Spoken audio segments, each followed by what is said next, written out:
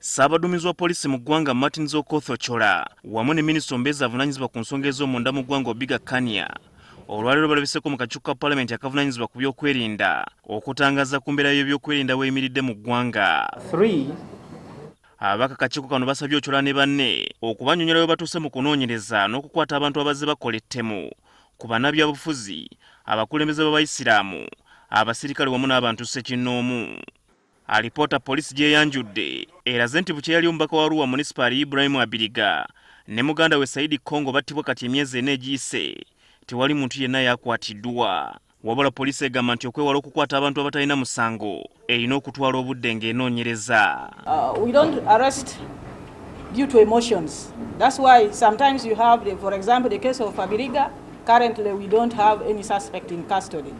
We arrest on suspicion, but also on evidence. We are now rebuilding the Crime Intelligence Directorate, rebuilding human capacity, non-human capacity. We want to get adequate equipment for them, train them, get enough personnel, so that we go to that former status of intelligence. Kukutibwa kweali DPC w'Ebuyende Muhammad Kirumira, ababaka batadde poliisi ku nninga ennyonnyole engeri ekikwekwete kyakolebwa ennamuŋŋoona ku bantu abagambibwa okutta Kirumira gye kyakolebwamu.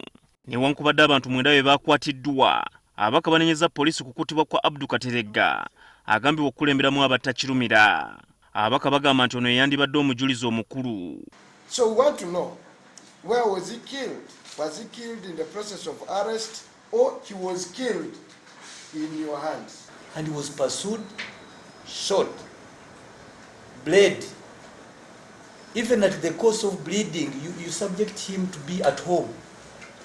You tear bed sheets to tie the wounds. Meanwhile, the person is dying. But if at all this arrest can bring sanity to our society, then we commend the people who did the arrest. What the bit of it that we don't like is how he killed, that we are not certain about.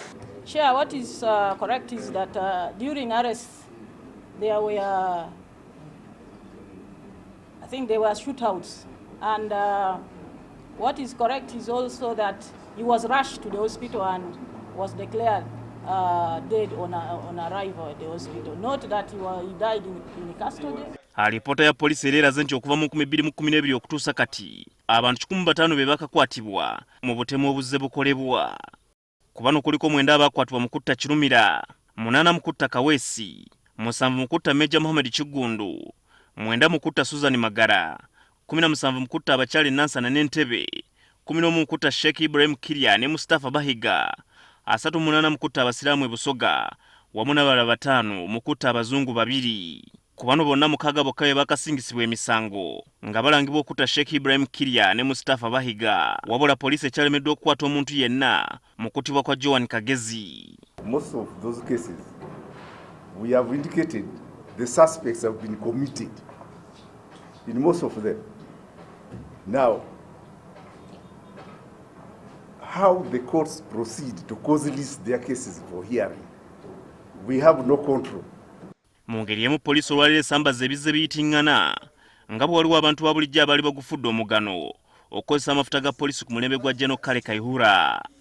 Habad Ziwa, NTV Akawungeezi.